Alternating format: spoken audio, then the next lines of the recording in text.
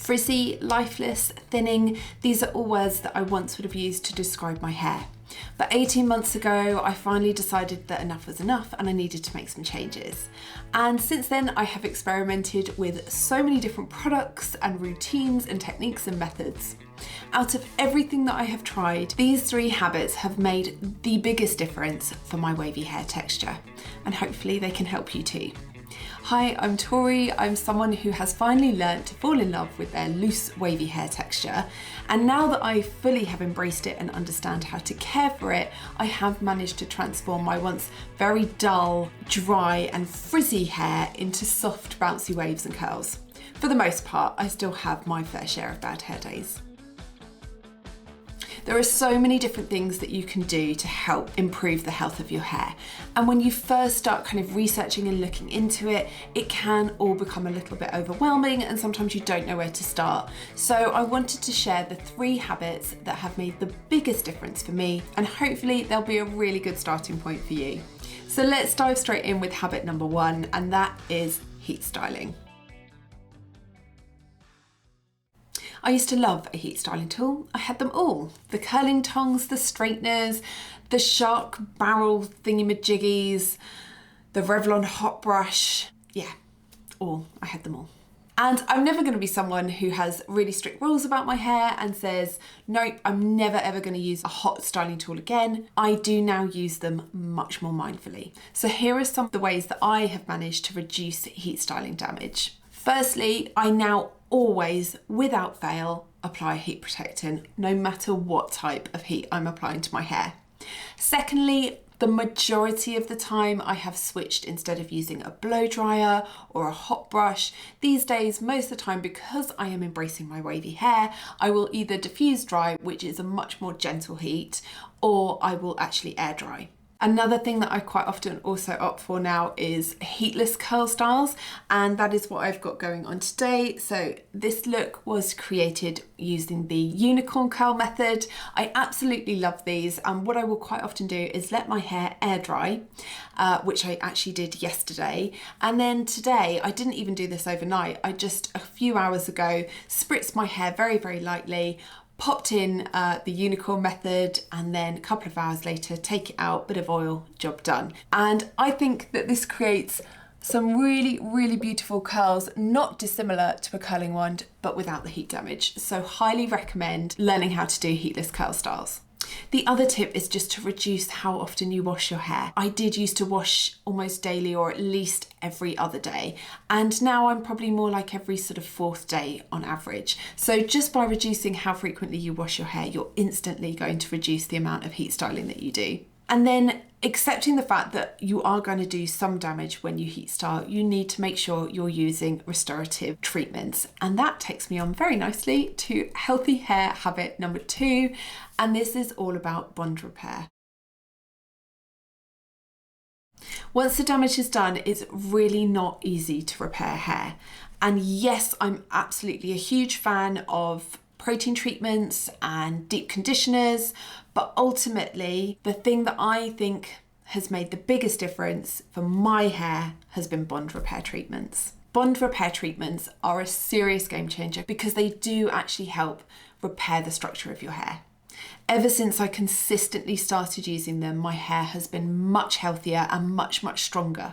There are 2 products that I use when it comes to bond repair. The first is K18, and yes, I know it's expensive, but personally, I think it is worth every penny. And then the second is Olaplex number 3. So when I first started my kind of healthy hair journey, I used K18 as instructed for the first sort of, I think it was 5, possibly even 6 washes in a row. And you apply it to clean hair and allow it to sit on your hair for about 4 minutes, and you actually scrunch and pulse it into the hair and you don't rinse it out. And that is exactly how I started using it. And to be completely honest, after the first use, I wasn't super impressed. I did nothing afterwards, so I followed the instructions to the letter, and I didn't apply any kind of product after the K18, and my hair felt very tangly and very rough, and I really wasn't sure about using it again. So then I did a little bit more research and I came across Abby Young's channel. she had a whole video on how to use K18, and she showed that actually you can use a mask or a conditioner afterwards. You just don't rinse out K18, you just leave it in for that 4 minutes, and that 4 minutes is what it takes for it to do its magic. From that point on, I would always apply a conditioner afterwards. And after about, I would say the third use, I really did start to notice the changes. So my hair felt less frizzy and it felt a lot less fragile. After those 6 uses, I then used it probably every sort of 4 weeks or so. But these days, all I do with K18 is I actually just use it immediately after my colour treatment. And that's how I now use K18, as a maintenance treatment after colour. Olaplex number 3 I use quite differently, and I'll be honest, this is not how you're advised to use it. So this is just how I have found it works for my hair. I choose to do this as an overnight treatment, and I will lightly dampen my hair down.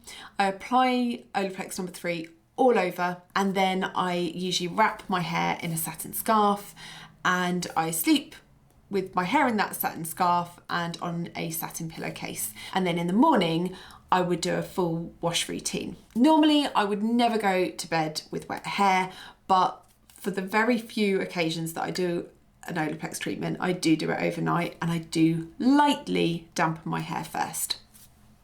It works for me. I have found that Olaplex has strengthened my hair. It makes it feel much softer, much more manageable. I would not be without it now. And I do also have it done at the salon. So when I have my colour treatments, I have got Olaplex built in to try and help protect my hair a little bit from damage caused by colour treatments. So tip number 2 is definitely, if you have dry, damaged, frizzy, floofy hair that you're not happy with, bond repairs will be your best friend. Before we talk about the healthy hair habit number 3, can I just do the YouTube thing really, really quickly and ask that if you're enjoying this video, please click that thumbs up, and you're not already a subscriber, then please hit subscribe and the bell button for notifications. Thank you so much. Third, transformative healthy hair habit. This is one that, if I'm really honest with you, I thought was just a kind of bit of a trend. Or another way to sell hair care products. The cynic in me would have said that. But once I actually developed and started using consistently my own scalp care routine, I very quickly noticed the difference in my hair. My hair grows very slowly, but since I have started taking much better care of my scalp, it has started to grow much more quickly, and more importantly to me, it feels much thicker, more dense, and just generally healthier. A proper scalp routine can help improve blood circulation, which kind of promotes hair growth and stronger roots and healthier hair, and it can also help prevent issues like dandruff and oil and product buildup. It doesn't have to be complicated or time consuming. Even just massaging your scalp in the shower as you apply your shampoo will help with blood flow. But there are a few other things that I like to do to take care of my scalp. The first thing I like to do is regularly use a scalp exfoliator. And the one I like to use is from the Inky list. It's very, very budget friendly. It's a salicylic acid, and you apply it to your scalp, massage it in, leave it for about 10 to 15 minutes, and then just do your normal wash routine. It helps remove dead skin cells and product buildup. And sometimes when I've been experiencing kind of like an itchy scalp, I will immediately do one of those treatments, and it has really helped with any itchiness or irritation.